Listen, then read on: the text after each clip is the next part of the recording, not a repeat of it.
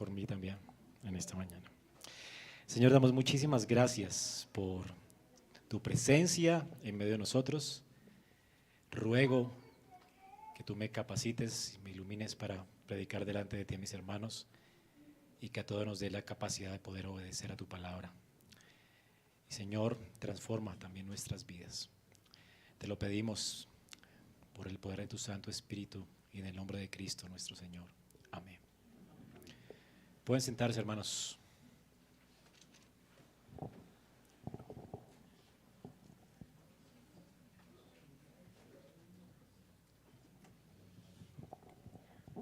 Hoy llegamos al final ya del libro del Éxodo. Es la parte final, digo, pues la última división del libro. Hemos visto que hemos dividido este libro en 4 secciones grandes. La primera fue la liberación de Israel de Egipto.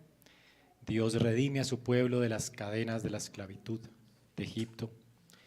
Lo hace en virtud de la Pascua. Dios los compra para sí a través de ese Cordero Pascual que apuntaba a nuestro Señor Jesucristo. Vimos entonces que Israel es redimido. La segunda división del libro viene cuando, después de haber sido redimidos, Israel asciende al monte de Dios y tenemos el primer servicio de adoración, glorioso servicio de adoración donde Dios habla con su pueblo, les da sus mandamientos para que vivan delante de Él y ellos adoran a Dios en la hermosura de su santidad. Decide apartarse de Dios, rechazar a su ungido y decidan adorar un becerro de oro que Aarón les fabrica.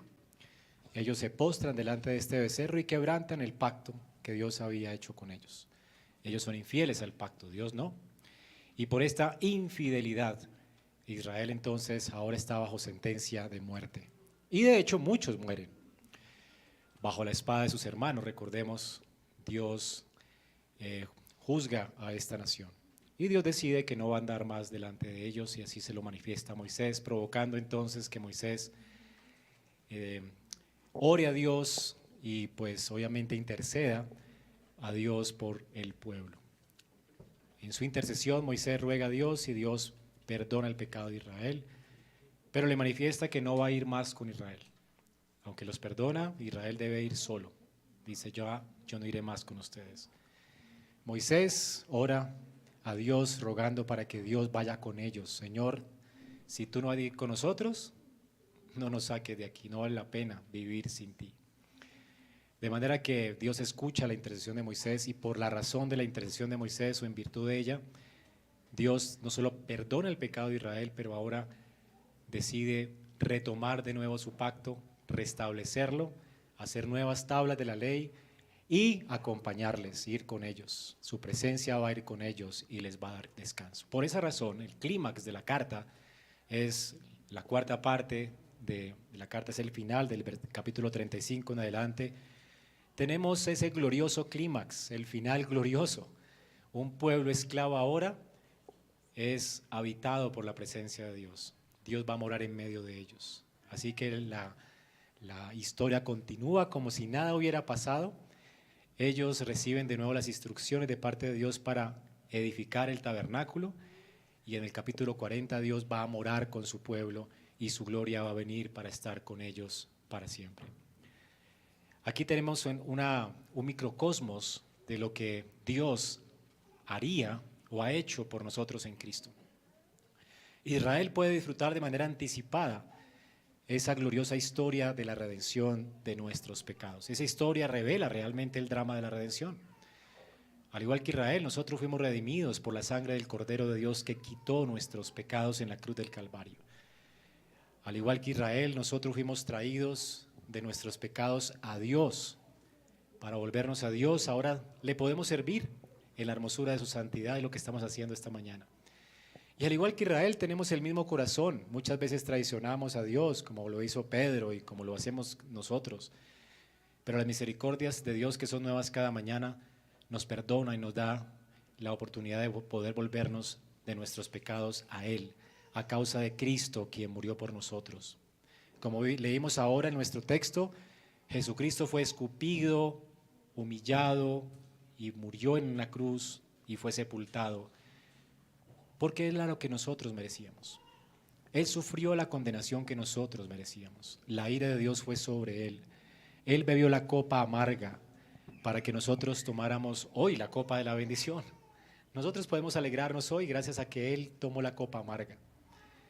Por causa de nuestro Señor, hoy podemos, todos los pecadores arrepentidos, podemos tener confianza de acercarnos a Dios confiados para hallar gracia y oportuno socorro. Dios nos recibe en su gracia como recibe a Israel. Y Dios está habitando hoy en medio de nosotros. Y un día Él va a morar con su pueblo para siempre en la eternidad. Cuando resucitemos y estemos con Él en gloria, la gloria de Dios descenderá del cielo, habrá nuevos cielos y nueva tierra donde mora la justicia, y es la esperanza tuya, como lo fue la esperanza de Israel anticipada, cuando el tabernáculo de Israel que levantaron ellos en el desierto fue habitado por la gloria de Dios. Eso fue un anticipo de la gloria, de la glorificación. Dios ha prometido, hermanos, que un día estaremos con Él eternamente y disfrutaremos de su gloria, de esta visión beatífica. Le veremos en gloria, disfrutaremos de Él para siempre, y es lo que esperamos. Ahora, lo que vamos a leer esta mañana realmente es algo increíble, y es que mientras esperamos esta gloria, mientras Israel espera que la gloria de Dios descienda en su tabernáculo, Dios nos está invitando hoy a hacer por lo menos 3 cosas que nos ordena nuestro texto. Después de haber sido perdonado Israel, después de que el pacto ha sido renovado a causa de el perdón de Dios, a causa de la misericordia de Dios para ellos en Cristo, al igual que nosotros, ellos ahora son llamados a descansar, a ofrecer a Dios ofrendas y a trabajar para la construcción del tabernáculo. Y estas son las 3 cosas que Dios quiere llamar nuestra atención hoy para nosotros. Como iglesia debemos entender que mientras esperamos la consumación final, mientras esperamos que la gloria de Dios descienda y hayan cielos nuevos y tierra nueva, Dios hoy te está llamando a ti a descansar, a ofrecerle a Él sacrificios y a trabajar para la extensión de su reino. 3 cosas que Dios quiere que tú hagas hoy, que son de hecho la respuesta obvia a una persona que ha sido redimida por la gracia. Es decir, se espera que todo redimido de Dios actúe en consecuencia con su redención, al recibir tanta gracia, tanta misericordia, al darse cuenta que otro ocupó nuestro lugar, al darnos cuenta de que alguien murió por nuestros pecados. Esto debería mover nuestro corazón a descansar en Dios, a confiar en Él, a ofrecerle al sacrificio, nuestra vida en sacrificio, y a trabajar para la extensión de su reino mientras esperamos la consumación de sus propósitos eternos en Cristo. Así que esta mañana vamos a ver 3 cosas que Dios nos ordena y que son la respuesta obvia de un corazón regenerado, ¿verdad? Y estas cosas son descansar, ofrecer y trabajar. 3 cosas que vamos a ver esta mañana mientras leemos la palabra de Dios. Éxodo 35. Vamos a leer juntos la palabra de Dios esta mañana. Entonces Moisés reunió a toda la congregación de los israelitas y les dijo: estas son las cosas que el Señor les ha mandado hacer. 6 días se trabajará, pero el 7º día será para ustedes un día santo, día de completo reposo para el Señor. Cualquiera que haga trabajo alguno en él morirá. No encenderán fuego en ninguna de las moradas de ustedes en el día de reposo. Moisés habló a toda la congregación de los israelitas y les dijo: esto es lo que el Señor ha ordenado. Tomen de entre ustedes una ofrenda para el Señor. Todo aquel que sea de corazón generoso, tráigala como ofrenda al Señor: oro, plata y bronce, tela azul, púrpura y escarlata, lino fino y pelo de cabra, pieles de carnero teñidas de rojo, pieles de marsopa y madera de acacia, aceite para el alumbrado, especias para el aceite de la unción y para el incienso aromático, piedra de ónice y piedra de enjaste para el efod y para el pectoral. Que venga todo hombre hábil de entre ustedes y haga todo lo que el Señor ha ordenado: el tabernáculo, su tienda, sus cubiertas, sus broches, sus tablas, sus barras, sus columnas y sus basas, el arca y sus varas, el propiciatorio y el velo de la cortina, la mesa y sus varas con todos sus utensilios, y el pan de la presencia.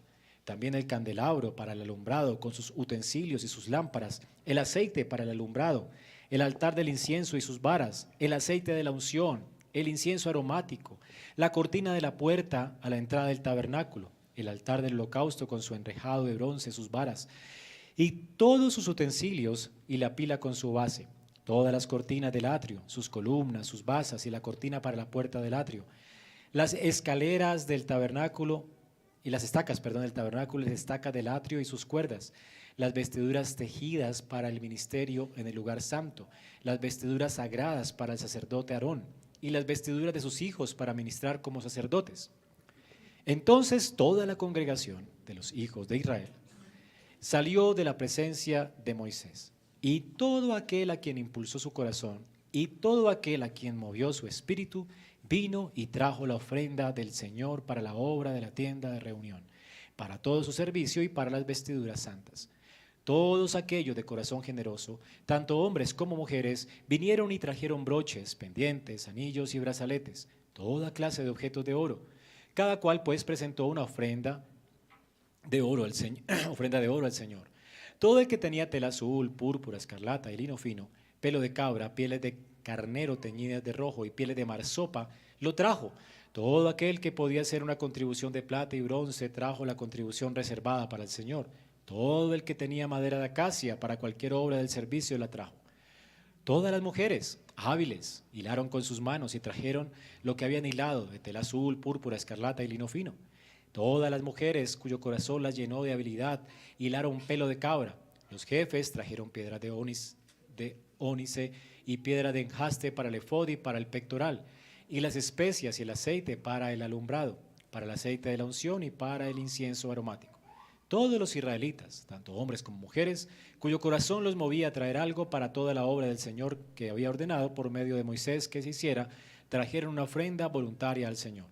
Entonces Moisés dijo a los israelitas: miren, el Señor ha llamado por nombre a Bezaleel, hijo de Uri, hijo de Ur de la tribu de Judá, y lo ha llenado del Espíritu de Dios en sabiduría, en inteligencia, en conocimiento y en toda clase de arte, para elaborar diseños, para trabajar en oro, plata y en bronce, y en el labrado de piedras para el enjaste, en el tallado de madera, bronce y de madera, y para trabajar en toda clase de obra ingeniosa.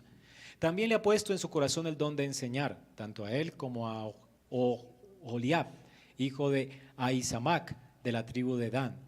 Los ha llenado de habilidad para hacer toda clase de obra de grabador, de diseñador, de bordador en tela azul, en púrpura y en escarlata, en lino fino y de tejedor, capacitados para toda obra y creadores de diseños.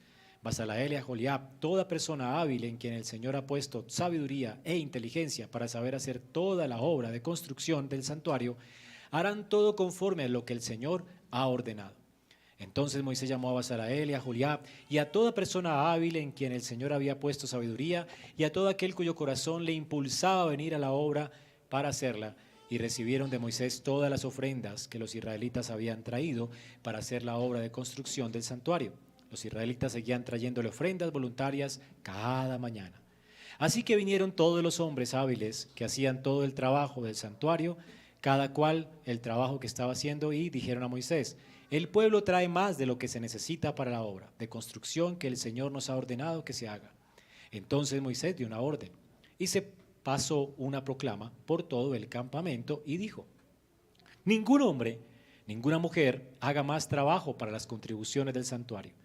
Así el pueblo dejó de traer más, porque el material que tenían era abundante y más que suficiente para hacer la obra, y es palabra de Dios. Hermanos, tenemos aquí entonces un glorioso clímax. Noten allí que Dios comienza a dar ahora órdenes al pueblo, órdenes para la construcción del tabernáculo donde Dios moraría para habitar en medio de ellos. Es un clímax glorioso. Todo termina realmente de una forma que nadie espera. Este pueblo pecador que insulta a Dios en la cara, ¿verdad?, que merece la muerte y la condenación, ahora reciben de parte de Dios gracia y Dios viene a morar en medio de ellos. ¿No les parece algo increíble? ¡Qué resolución tan increíblemente gloriosa! Y todo por la obra del mediador que anticipaba a Cristo, que es Moisés. Así que, hermanos, vemos aquí que estas personas ahora, antes habían estado adorando un becerro de oro, pero ahora, por la gracia de Dios, Dios ha actuado en sus corazones y ahora tenemos a un pueblo digno de imitar. Israel ha aprendido la lección. Antes había adorado a Dios a su manera, y de hecho muchos murieron y merecían la condenación de la muerte. Pero ahora están adorando a Dios a la manera de Dios.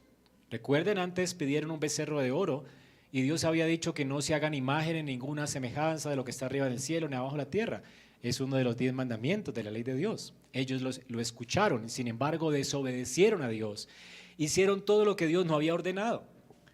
Pidieron un nuevo mediador, hicieron un becerro de oro y se postraron delante de él, menospreciando al mediador de Dios y menospreciando las ordenanzas de servicio, de culto al Dios de los cielos. No podemos acercarnos a Dios como queramos, ni adorarlo como queramos. Somos muy creativos en nuestra adoración. Ellos pretendían seguir adorando a Dios, pero en sus términos, en los términos de ellos, a una adoración creativa, con un becerrito al que le llamaron Jehová también, Señor. Pero por más que el pecador quiera hacer esto, por más que llenen sus templos de ídolos pretendiendo adorar al Dios de la Biblia, esto es abominable delante de Dios y tales personas rechazan a Dios y merecen la muerte. Todo idólatra merece la condenación eterna. Así que tenemos aquí en el clímax de Éxodo la resolución del conflicto, en virtud del mediador, en virtud de la intercesión de Moisés y por el arrepentimiento de Israel. Ahora ellos son escuchados y Dios vuelve a comenzar donde dejó el tema con ellos. Todo va a comenzar nuevamente. ¿No es increíble? Uno esperaría entonces que venga una reprimenda o que Dios les haga hacer una penitencia por el pecado. Tienen que caminar de rodillas en el Sinaí, subir hasta la cima para hacer penitencia. Pero no hay penitencia, no hay nada. Todo comenzó donde Dios lo dejó. El último versículo que leímos antes del pecado de Israel fue: guarden mis días de reposo. ¿Recuerdan? Luego Israel hace un becerro de oro. Y el primer versículo que leemos ahora es: guarden mis días de reposo. Retomemos donde dejamos. Borrón y cuenta nueva. He olvidado todo su pecado. Comencemos de nuevo. Ustedes son mi pueblo, yo voy a ser su Dios, yo voy a habitar en medio de ustedes. Solo porque Israel se arrepintió y solo porque un mediador intercedió por ellos. Alguien pagaría la muerte que ellos merecían. Y este es Cristo, a quien anticipa Moisés. Alguien iba a pagar por ellos. Dios no barre su pecado debajo de la alfombra, lo perdona por causa de su mediador, quien vendría. Así que, hermanos, tenemos aquí una resolución gloriosa y es por causa de este mediador que ahora Dios hace borrón y cuenta nueva. Y es lo que pasa cuando nosotros nos arrepentimos de nuestros pecados. Uno se le hace que cuando peca de verdad y ahora ora a Dios y ruega a Dios por perdón, entonces Dios se va a vengar de alguna manera, le va a hacer la vida de cuadritos y todo se va a complicar en la vida de uno porque Dios le va a hacer pagar a uno lo que hizo, ¿verdad? Es como pensamos nosotros, causa-efecto. Pero la razón por la cual nosotros seguimos hasta pecando, disfrutando de las bendiciones de Dios, la razón por la cual aún después de pecar podemos recibir todas las bendiciones de gracia de Dios y comenzar de cero de nuevo, y Dios no se va a vengar más, la razón es que alguien murió por nuestros pecados. Alguien llevó la sentencia de nuestros pecados y ese es Cristo. Por eso Dios retoma donde dejó. ¡Qué clímax tan glorioso! Ahora ellos pueden seguir las instrucciones de Dios.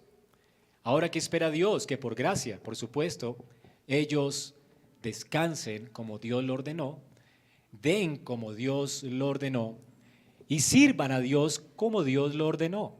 Antes ellos habían desobedecido a Dios, ahora ellos son redimidos, perdonados, hay un nuevo comienzo para que ahora ellos le den a Dios una nueva obediencia. Y es otra lección importante para los pecadores que están arrepentidos genuinamente. Un pecador arrepentido, convencido de la gracia de Dios, ahora quiere vivir para la gloria de Dios. Los mandamientos de Dios no serán una carga para él. Él quiere darse por completo a Dios. Y si notan en el texto, Dios comienza a ordenar cosas y el pueblo las comienza a hacer de manera libre. Y hay algo que podemos imitar de la actitud de Israel en el texto. Dios da órdenes y ellos gozosamente las cumplen. Si notan, hay 3 órdenes que Dios da, que es la división que hemos hecho para el texto hoy. En el versículo 1 dice: estas son las cosas que el Señor les ha mandado hacer, y habla acerca del reposo, del día de reposo. En segundo lugar, en el versículo 4 dice, esto es lo que el Señor ha ordenado. Y habla de dar ofrenda a Dios, de ofrendar. Y en tercer lugar, en el versículo 10, que venga todo hombre hábil entre ustedes y haga todo lo que el Señor ha ordenado. Dios les manda a edificar el santuario donde Dios va a morar. Dios les está mandando a trabajar para su gloria, a vivir para Él, a trabajar para Él. De manera que estas tres cosas, descansar, dar y trabajar, son el llamado de Dios para las personas que Él ha redimido, aún para nosotros hoy. Esto es lo que se espera de alguien que ha sido redimido por la gracia. No que siga pecando, sino que ahora viva una vida de obediencia a Dios, que viva en una renovada obediencia. ¿Y qué es lo que nos motiva a vivir obedientemente? La gracia. La gracia nos impulsa a vivir para Cristo. Por eso Pablo en Romanos 6 dice, ¿pecaremos pues para que la gracia abunde? De ninguna manera. Los que hemos sido redimidos, ¿cómo regresaremos de nuevo al pecado? ¿Cómo no amar a Dios, quien nos libró de la sentencia de muerte que pesaba sobre nosotros? Es imposible que un pecador arrepentido siga viviendo en pecado cuando ha sido perdonado de una muerte eterna, de un infierno eterno. Es imposible. Tú le debes la vida, aquel que salvó tu alma del infierno y de la condenación. Si tú sabes que has sido redimido por Cristo, si sabes que has sido redimido y rescatado de la condenación eterna, la única salida que tienes es entregarle por completo tu vida al Señor que te redimió. Y es la razón por la cual alguien, o la puerca no volverá a su vómito, ¿verdad? Ni el perro volverá a su vómito, la puerca al lodo, perdón. La razón es que Dios nos hace nuevas criaturas, nos da un corazón nuevo, nos perdona, nos restaura, para ahora rendirle a Él una nueva obediencia. Y eso se espera de todos nosotros. Así que hay tres cosas que Dios ordena y que el pueblo de Dios redimido hará gozosamente. La primera cosa es que Dios quiere que descansemos. Dios quiere que descansemos, especialmente que descansemos en Él. Y es la primera orden que tenemos en nuestro texto. Después de que Dios ha perdonado a Israel, retoma nuevamente y le dice, estas cosas Dios les manda hacer. 6 días trabajarás, pero el séptimo día será un día santo. Y a diferencia del mandamiento anterior, y ya hemos visto esto por lo menos 2 veces en Éxodo, a diferencia de los demás, esta orden incluye el hecho de que no debían encender fuego en ninguna morada en el día de reposo. ¿Para qué se encendía fuego? Bueno, ellos comían maná, así que no cocinaban mucho. La verdad es que el fuego servía en ese tiempo para fundir las cosas que se requerían para la obra del servicio del tabernáculo.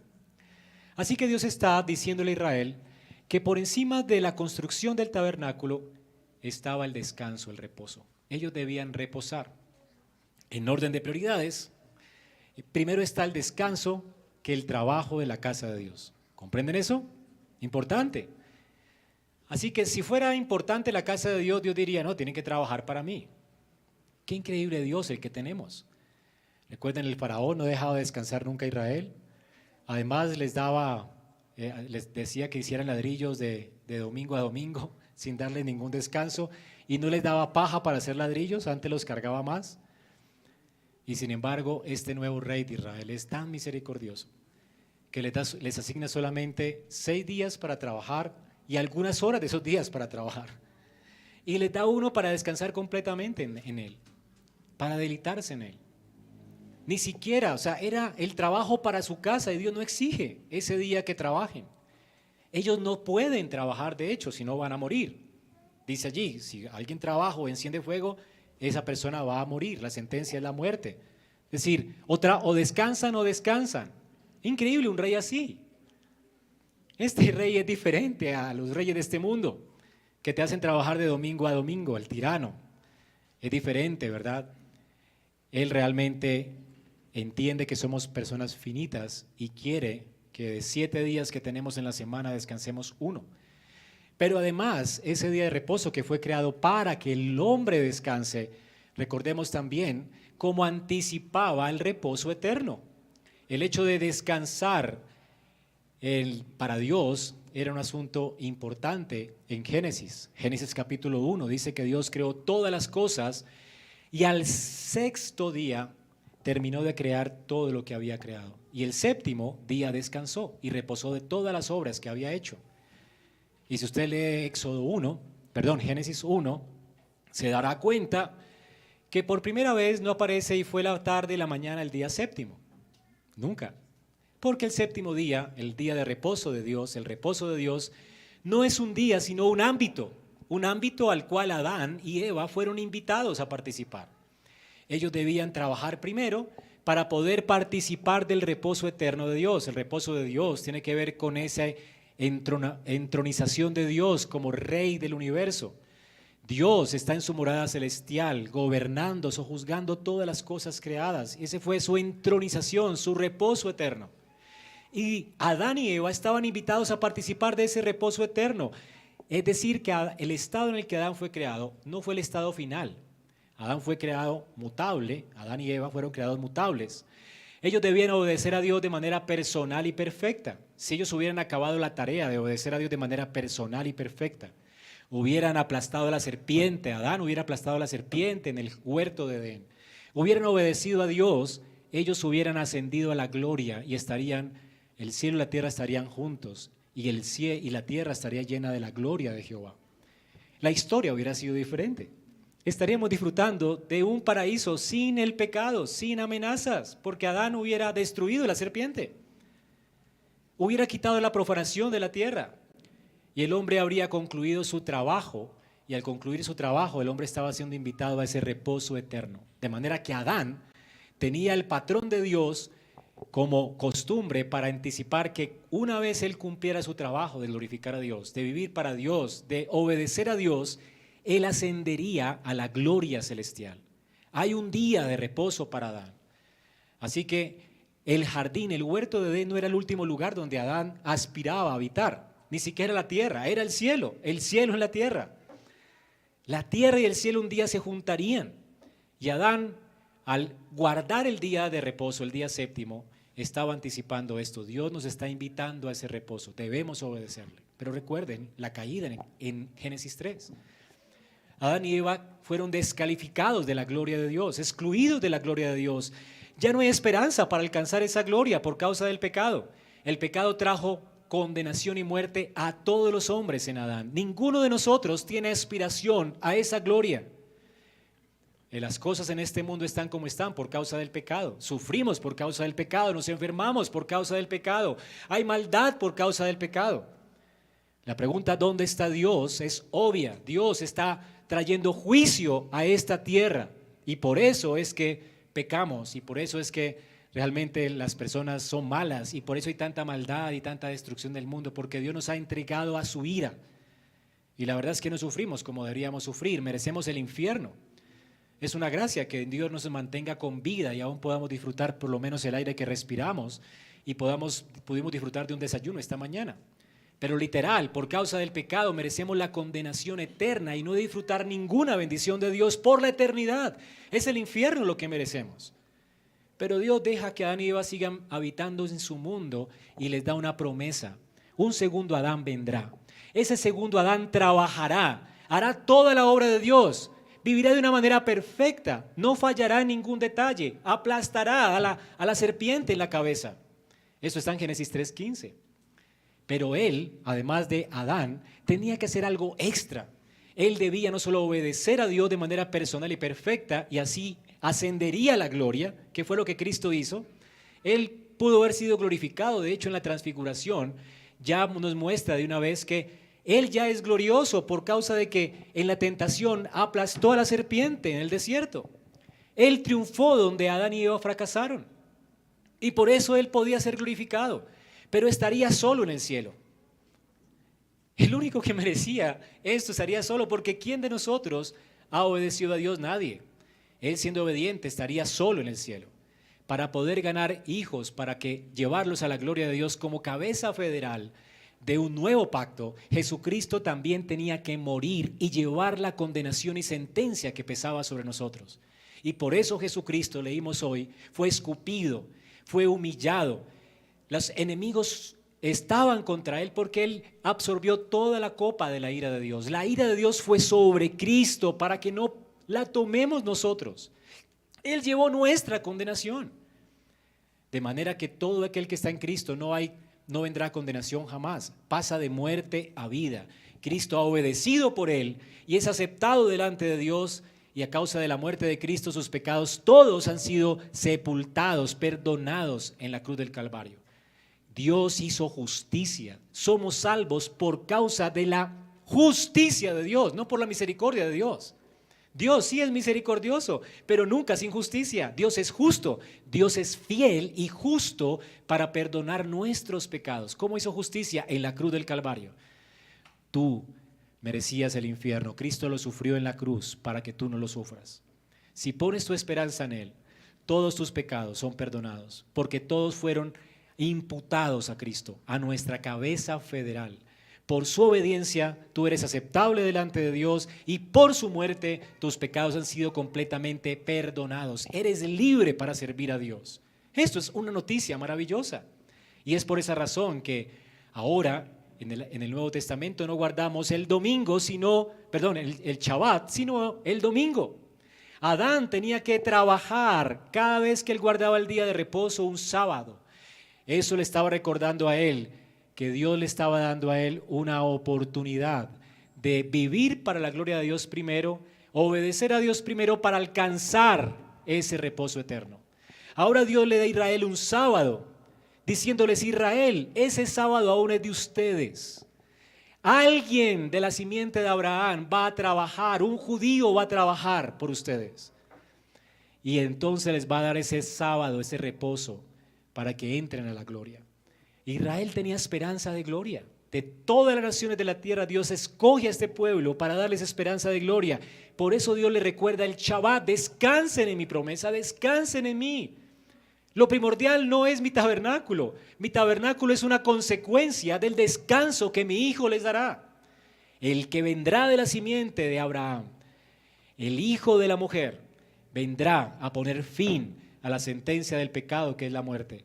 Vendrá a obedecer por ustedes y a llevar a muchos hijos a la gloria. Israel debía anticipar ese día glorioso que vino cuando Cristo vino a obedecer perfectamente a Dios, cuando venció la tentación en el desierto y cuando murió en la cruz del Calvario. Estuvo sepultado un sábado en la tumba. Cristo murió un viernes, un sábado reposó en la tumba completamente, pero al día primero, el día primero de la semana, un domingo como hoy, Él resucitó de la muerte para darnos un nuevo comienzo, un acceso al Padre, a la gloria celestial. Y fue un domingo cuando en el Pentecostés, pero antes del Pentecostés, fue un domingo que Él ascendió a los cielos en vista de muchos. Y fue un domingo que Él envió a su Espíritu Santo como primicias de lo que ya tenemos en Cristo. La gloria es nuestra, el cielo y la tierra se juntaron por nuestra unión con Cristo. Hoy podemos saber que como creyentes en Cristo ya estamos sentados en lugares celestiales por Él. Nosotros estamos en gloria ya. Es una garantía. Israel lo esperaba. Israel esperaba a alguien que trabajara por ellos y les diera acceso a la gloria. Nosotros ya no lo esperamos. Él ya vino. Por eso celebramos no el sábado, sino el domingo. Celebramos de manera más festiva hoy que Cristo ya venció la muerte por nosotros, que triunfó en la cruz del Calvario y que resucitó de la muerte y que nos ha dado hoy acceso al Padre. Hoy el cielo y la tierra se están juntando este día de reposo como garantía, anticipo de lo que será nuestro día de gloria. Hermanos, la gloria está asegurada para nosotros.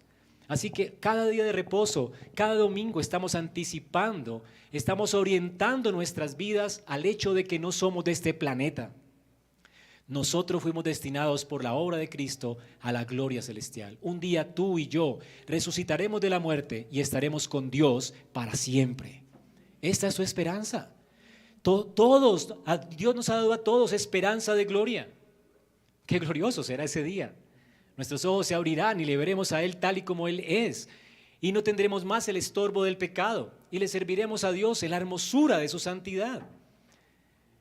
Mientras esperamos ese día, al igual que Israel, Dios nos está llamando hoy a descansar cada domingo, anticipando ese día glorioso.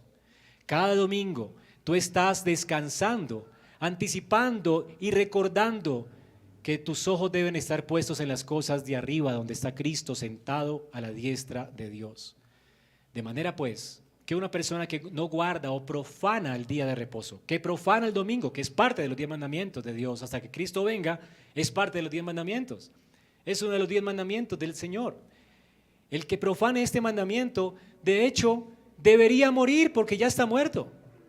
Esa persona no ha entendido de qué reino es. Sus ojos están puestos en el reino de este mundo, en la diversión de este mundo, en las cosas de este mundo. Hermano, nuestros ojos no están puestos en las cosas de este mundo. Los ojos del creyente están puestos en las cosas de arriba, donde está Cristo, como dice Colosenses 3:1. Si ustedes han resucitado con Cristo, la idea es que buscaremos las cosas de arriba, donde está Cristo sentado a la diestra de Dios. Estaremos constantemente queriendo orientar nuestras vidas hacia las cosas eternas. Queremos estar con el pueblo de Dios porque es lo que haremos por la eternidad. Queremos disfrutar de un sorbo de gloria cada domingo. Queremos estar aquí en la presencia de Dios como pueblo, en las puertas de Sión, porque sabemos que aquí Dios envía bendición y vida eterna. Queremos compartir con el pueblo de Dios. Queremos entrenarnos para la eternidad. Este día glorioso, Dios orienta nuestras vidas a lo que ya nos pertenece en Cristo, lo que es nuestro en Él. Es la razón por la cual Robert Murray M'Cheyne, un día que visitó París, hizo la siguiente observación. Él dice, hay un lugar en París llamado Campos Elíseos, o la llanura del cielo, un hermoso paseo público con árboles y jardines hermosos. Es el principal escenario de la profanación del domingo. Es una escena horrorosa, horrible. Oh, pensé, si este es el cielo que ama el parisino, él nunca disfrutará del cielo puro que está arriba. Fuerte, ¿no? Si tú no puedes disfrutar de este día, tú no perteneces a Dios. Así de sencillo. Un hijo del rey disfruta del día de reposo. Lo llama delicia, como dice Isaías. Para nosotros este día es un deleite. Porque estamos en casa y es lo que queremos, estar un día en casa. Cuando todos los sufrimientos acabarán, cuando Dios va a enjugar toda lágrima de nuestros ojos, cuando por fin nuestros cuerpos servirán a Dios sin el estorbo del pecado. Hoy estamos aquí, hermanos, en la presencia de Dios, anticipando ese glorioso día. ¿Dónde más quieres estar en este planeta, en un día como hoy? Un creyente nacido de nuevo, pues, no solamente escucha esta ordenanza y la cumple como una obligación y una carga y un lastre para él, sino que escucha esta ordenanza y la cumple con gozo. Es un gozo estar aquí, hermanos. Es un gozo servir a Dios en este lugar, un día como hoy, anticipando ese glorioso día en el que estaremos con Dios para siempre. Así que Dios quiere, pues, que nosotros descansemos en Él. En segundo lugar, Dios quiere que ofrezcamos sacrificios a Él. Allí en el capítulo 35, versículo 4, dice esto es lo que ha ordenado el Señor. Tomen de entre ustedes una ofrenda para el Señor. ¿Qué ordena el Señor también? Noten, una ofrenda. Importante también que Moisés reúne a toda la congregación de los hijos de Israel para darle esta orden. Tanto en el día de reposo es para toda la iglesia, como para la ofrenda del tabernáculo es para toda la iglesia. Las ofrendas, el día de reposo es para toda la iglesia, no hay exentos. ¿Ok? Sabemos en el Nuevo Testamento que hay algunas profesiones, ¿verdad?, que hacen misericordia, que tienen que ver con el hecho de hacer misericordia, como los médicos, las enfermeras, los vigilantes, pues que si no trabajan un día como hoy, pues sería terrible, ¿verdad?, colapsaría la sociedad. Pero pues no hay derecho, ¿verdad?, de profanar el día de reposo por trabajar en un almacén o en el comercio o algo así. No son las profesiones que Dios dice que tengamos que hacer un día como hoy. Hay cosas que tienen que ver con la misericordia, que si no las hacemos, ¿verdad?, colapsaría el mundo. Y Dios de alguna manera permite que algunas personas hagan ciertos trabajos un día como hoy. Pero aún así esas personas van a anhelar guardar el día de reposo. Hay un anhelo en sus corazones por hacer lo que sea necesario para que no les toque ese día trabajar, ¿verdad? Y están haciendo negocios con sus compañeros, ¿no?, porque quieren adorar al Señor con el pueblo de Dios. Ahora, la segunda cosa es la ofrenda. El Señor la ordena la ofrenda. Ahora lo curioso es que aunque es una orden, Dios no la recibirá si no se da con voluntad.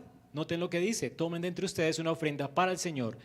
Todo aquel que de corazón generoso la dé, tráigala como ofrenda al Señor. ¿Cómo la va a recibir Dios?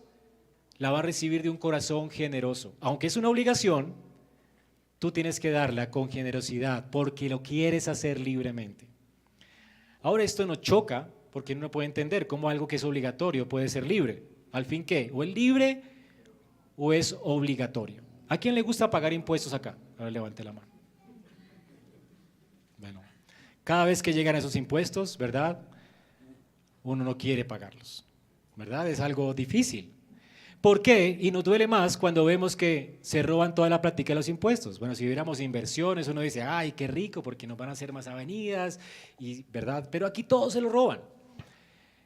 Y para nosotros, para los colombianos, nos es difícil pagar impuestos porque no vemos el fruto de la inversión que hacemos. Se supone que deben ser usadas para las cosas públicas y no se hace. Así que nos duele, ¿verdad? Y lo hacemos a regañadientes. ¿Por qué nos toca si no nos multan? ¿O no? Aquí lo hacemos porque nos toca. A veces es difícil encontrar a alguien que lo haga alegremente. Ahora, el problema aquí es que Dios lo pide que lo hagamos alegremente. ¿Cómo es posible esto? ¿Cómo puede ser que alguien dé libremente algo que se le exige? ¿Cómo es posible? El contexto lo dice todo.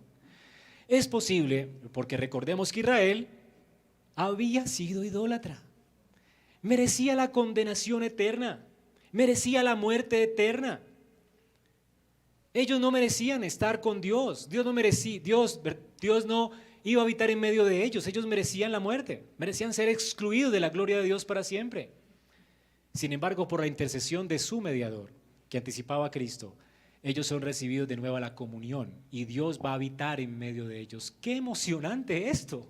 Ellos han recibido gracia y es esta gracia lo que los impulsa a ellos a ofrecer sus vidas a Dios y a dar generosamente.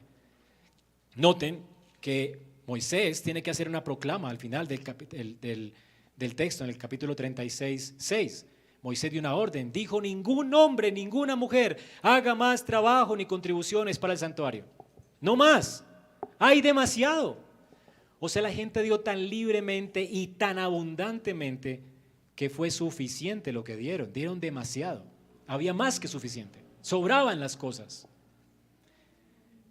Este pueblo dio generosamente, ¿por qué? Porque recibieron de gracia. Ellos estaban dispuestos a dar toda su vida a Dios, no solamente tocar su bolsillo, sino toda su vida a Dios, en razón de la gracia que estaban disfrutando.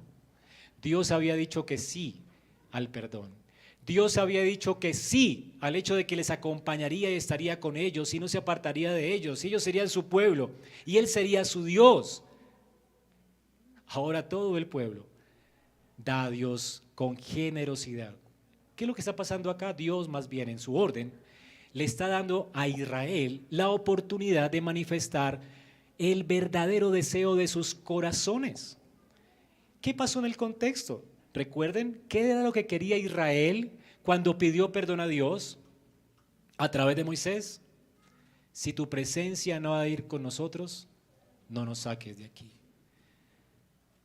Algunas personas quieren salvarse del infierno y hacen una oración de fe y piensan que es un boleto directo al cielo y siguen viviendo su vida como si nada, ¿verdad? Y hay mucha gente engañada así, ¿verdad? Pensando que tiene un boleto al cielo porque hizo una oración. Conozco muchos así. Hizo la oración del pecador y ya tiene su boleto al cielo. Realmente es algo que es muy normal en nuestro tiempo por la razón de las 4 leyes espirituales que andan por allí diciendo que Dios tiene un plan para tu vida y que esa es una oración, te salvarás y ya llegarás al cielo. Fácil, ¿no? El punto es que muchas de esas personas que hicieron su oración y están seguras del cielo, no quieren que Dios esté allí, en el cielo. No quieren, de hecho, aquí en la tierra un Dios que gobierne sobre sus vidas. Muchos viven como paganos y piensan que tendrán el cielo. Quieren salvarse de la condenación eterna, pero no quieren a Dios en el cielo. El hecho es que el cielo se trata de Dios.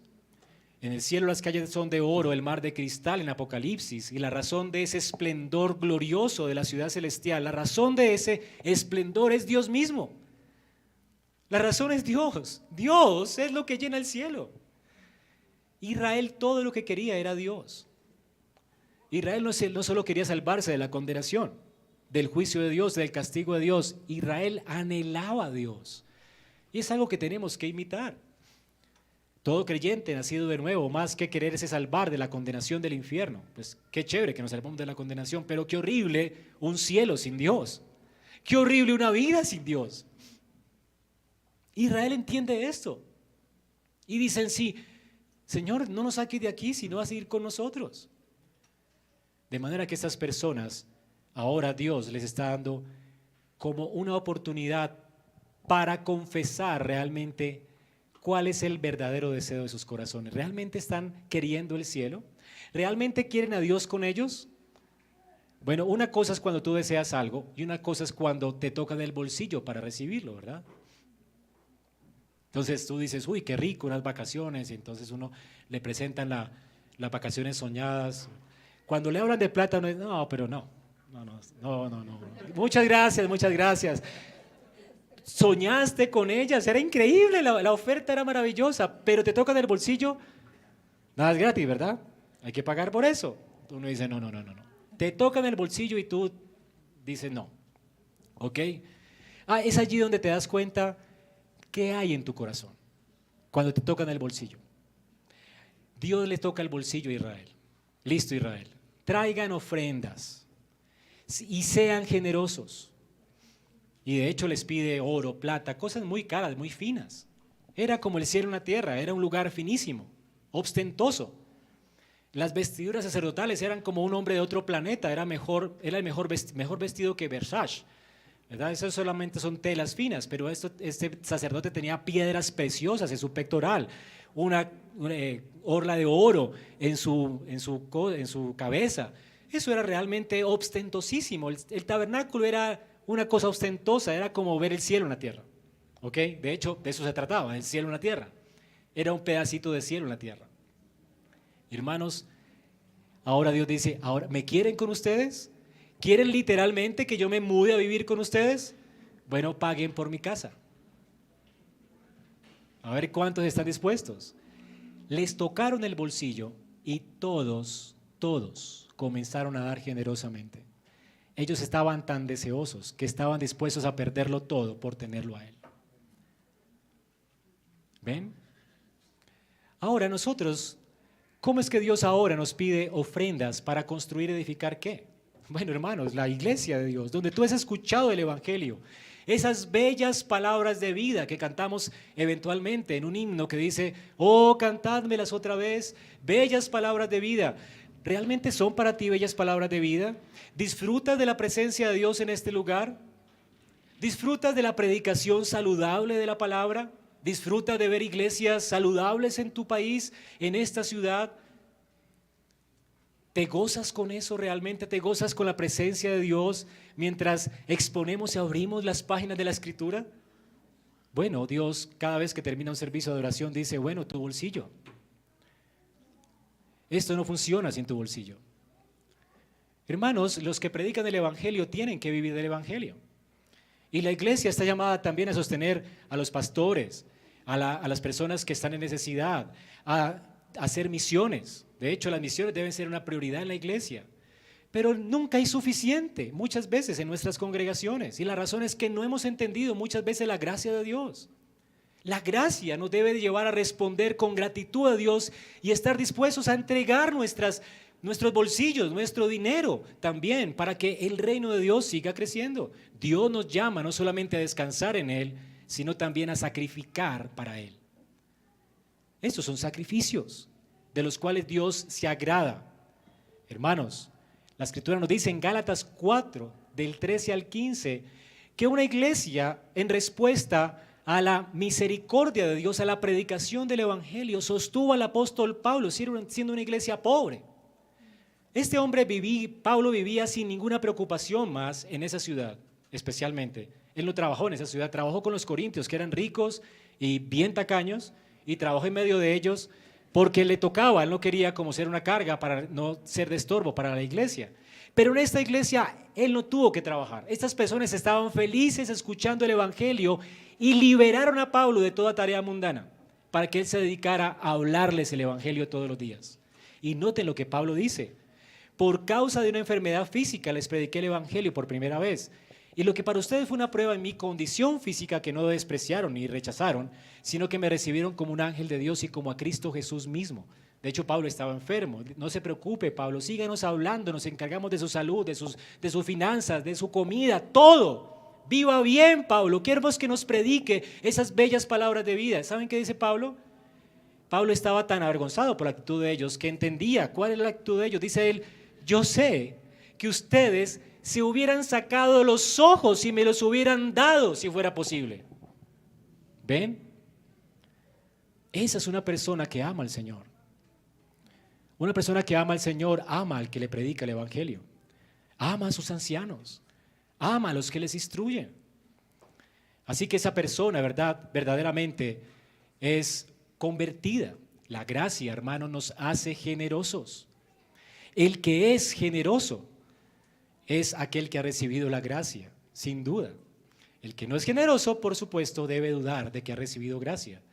Robert Murray McCheyne, de nuevo, afligido por lo que percibía la iglesia, en su iglesia local, como una falta de generosidad, le dijo a la iglesia en un sermón estas palabras: hermanos, me preocupo por los pobres, es mi preocupación, pero más me preocupan ustedes.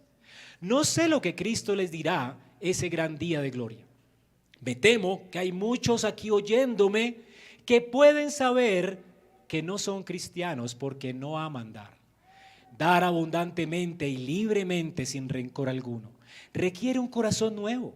Un corazón viejo prefiere desprenderse de su sangre vital antes de su dinero.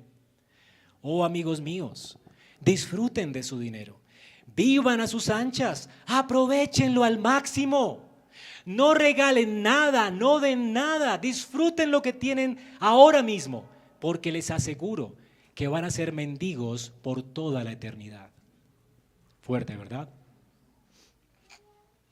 La generosidad solo puede venir de un corazón nuevo, un corazón transformado por la gracia de Dios.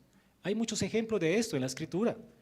Usted tiene y ha leído el ejemplo de la mujer que derramó su perfume de alabastro a los pies del Señor. Era básicamente lo que tenía, su sustento. Ella vivía de esto. Le derramó su vida al Señor. También tenemos a los miembros de la iglesia primitiva que vendían sus casas para no ver viudas aguantando hambre, porque querían que los hermanos de la iglesia estuvieran sostenidos. Vemos personas también como los macedonios, que viendo iglesias en necesidad, siendo pobres en extremo, a la iglesia de Jerusalén que estaba aguantando hambre, ellos siendo pobres en extremo daban de lo que tenían para ayudar a los pobres que sufrían. Y le rogaban a Pablo que llevara esa ofrenda a Jerusalén. La pregunta es, ¿cómo está tu corazón? ¿Qué evidencia hay en tu corazón de la gracia de Dios? ¿Cómo podríamos, hermanos, dar más a un Dios que dio su vida por nosotros, muriendo en la cruz? ¿Podríamos dar más acaso? ¿Sería algo suficiente? ¿Acaso no entregaríamos también nuestros ojos por un Dios que dio su vida por nosotros para librarnos de la condenación eterna? Hermanos, aquel que ha disfrutado de la gracia de Dios está dispuesto aún a dar su vida por él, como lo hizo Adoniram Hudson y su esposa.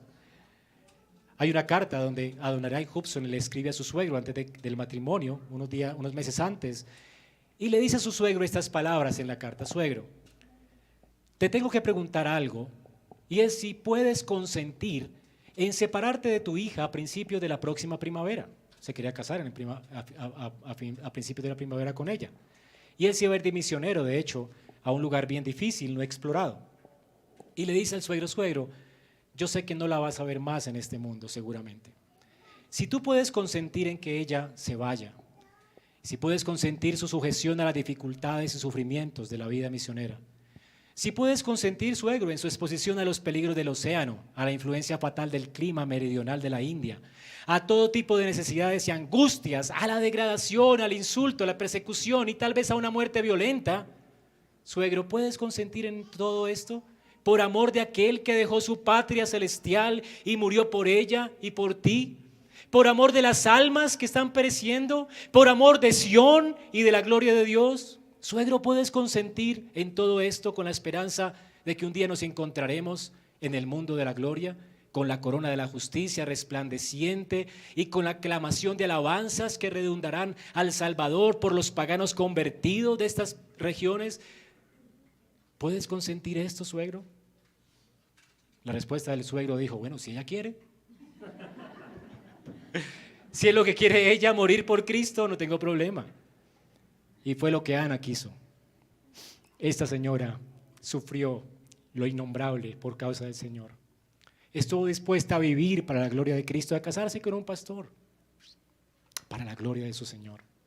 ¿Darás tu vida al Señor? Dios no exige solo tu bolsillo, sino tu vida. ¿Qué estás dando? ¿Qué estás sacrificando para Cristo? Y por último, Dios no solamente quiere que reposes en Él. Él también quiere que sacrifiques a Él, pero además quiere que trabajes para el avance de su reino. En el versículo 10 al 19, el Señor nos llama a esto. Noten lo que dice el versículo 10. Que venga todo hombre hábil de entre ustedes y haga todo lo que el Señor ha ordenado. Es una orden de Dios. Hacer la obra del tabernáculo. Dios dice que más personas deben estar involucrados. Ya hablamos de esto en anteriores sermones. El punto es que Dios había elegido a un par de hombres que iban a dirigir la obra, a un hombre que iba a ser el director, lo llenó de su espíritu para poder enseñar a otros las tareas propias de la construcción del tabernáculo, pero además Dios invita a todo aquel que tenga habilidad para trabajar para la construcción y la edificación del tabernáculo. Dios pudo hacer simplemente que el tabernáculo descendiera del cielo, había un tabernáculo celestial. Dios pudo hacer simplemente que el cielo y la tierra se juntaran ya y listo. De hecho, Dios pudo hacer que Cristo descendiera del cielo y se encarnara en un hombre que Dios forme como segundo Adán del polvo de la tierra, y no necesitaría ni la Virgen ni José para que criara un hijo. Pero Dios no le plació hacer esto, sino se asoció con nosotros para llevar a cabo su plan redentor. Dios quiso que María criara a su hijo. Dios quiso que su hijo se encarnara en una virgen. Dios quiso que su hijo naciera en el seno de una familia y fuera criado, educado, enseñado por José. Dios hizo partícipes de su redención a los hombres. ¿No es increíble? De hecho, Dios puede salvar personas hablándoles al oído, simplemente. O Dios puede santificar personas en su casa sin tomarse la tarea y el trabajo de venir aquí y sin asociarse con la iglesia. Pero a Dios no le plació hacer esto.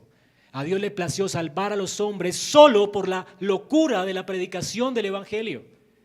Y a Dios le plació santificarte solo en el contexto de una comunidad, de una iglesia local. Dios quiere hacerte copartícipe de la edificación de su reino. ¿No es algo increíble? Dios se asocia con nosotros para llevar a cabo sus propósitos eternos. Así que Dios en su condescendencia voluntariamente quiso asociarse con Israel para edificar su casa, de manera que Israel pueda disfrutar de su gloria. Dios quiere que Israel se involucre en el trabajo para traer su gloria a la tierra. El Señor quiere traer gloria a esta tierra. No estamos ahora construyendo simplemente edificios, aunque lo hacemos. Dios nos está llamando a edificarnos como pueblo de Dios.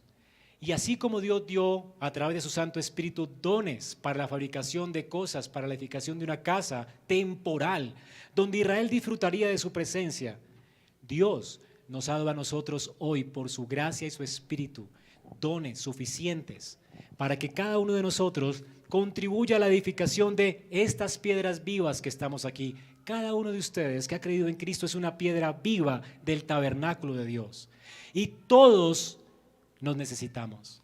Cada uno es pulido por el otro. La Escritura abunda en el Nuevo Testamento, en ordenanzas que nos dicen: edifíquense unos a otros, exhórtense unos a otros, ámense unos a otros, ayúdense unos a otros, edifíquense en la fe, consuélense, anímense.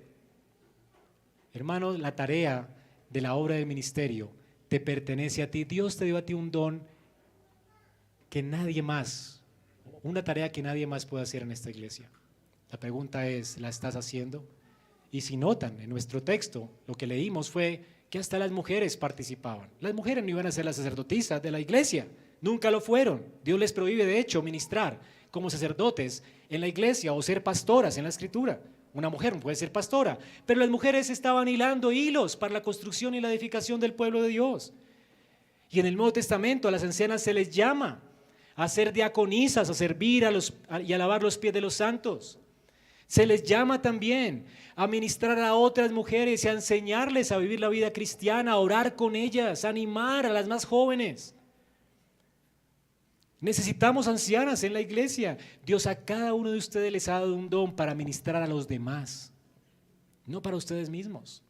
La pregunta es, ¿qué están haciendo con esos dones? Aquí en nuestro texto, Israel es un ejemplo de cómo cada uno se ocupó en su tarea según el don que Dios le dio. No habían desocupados. Había tanta gente que quería participar que Israel tiene que proclamar, Moisés tiene que proclamar, no necesitamos más, o sea, ya no traigan más cosas y ya hay demasiados obreros.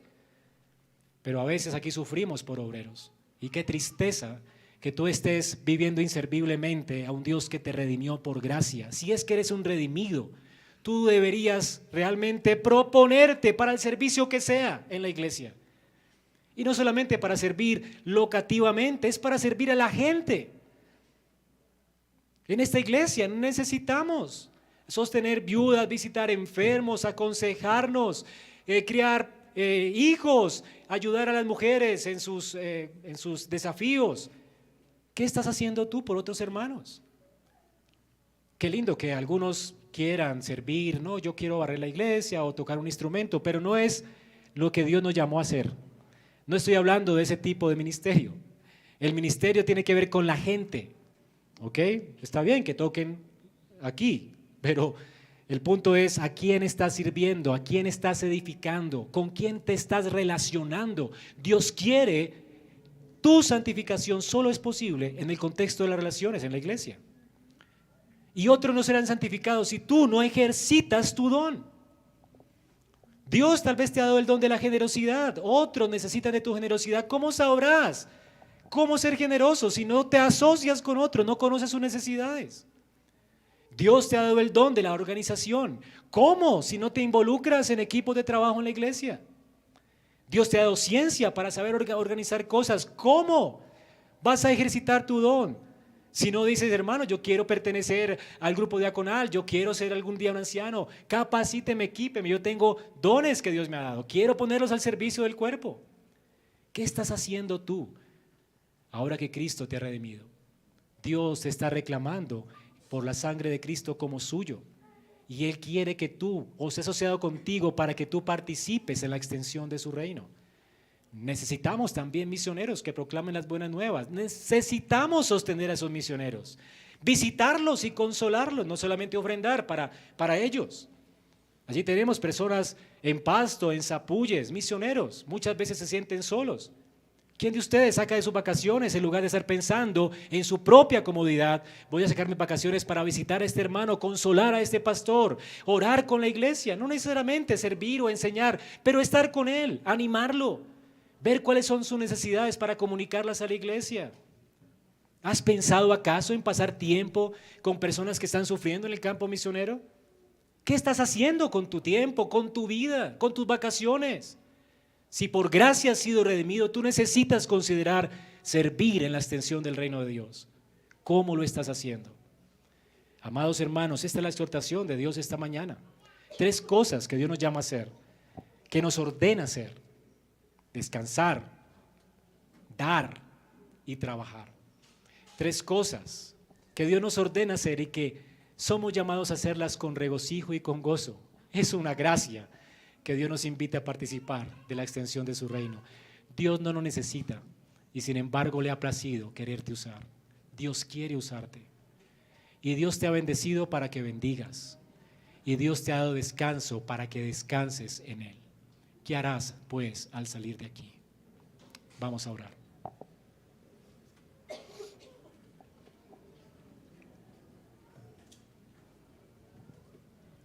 Señor, gracias por tu infinita misericordia y amor que nos has mostrado en Cristo.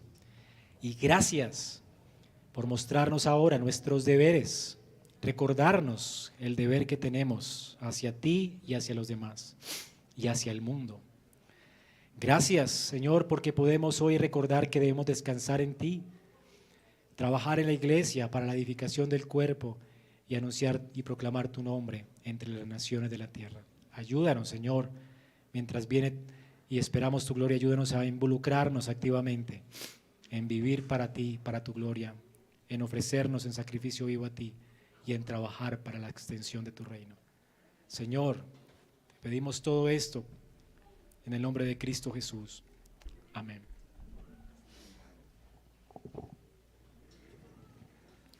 Vamos ahora a compartir la Santa Cena y antes quisiera hacer un anuncio. Hace unos años atrás, nuestra hermana Tatiana Giraldo fue excomulgada públicamente de la Iglesia del Señor. Y hoy con gozo queremos anunciarles que a través de la excomunión, este medio de gracia, pues obró en su corazón, y también por las oraciones y amonestaciones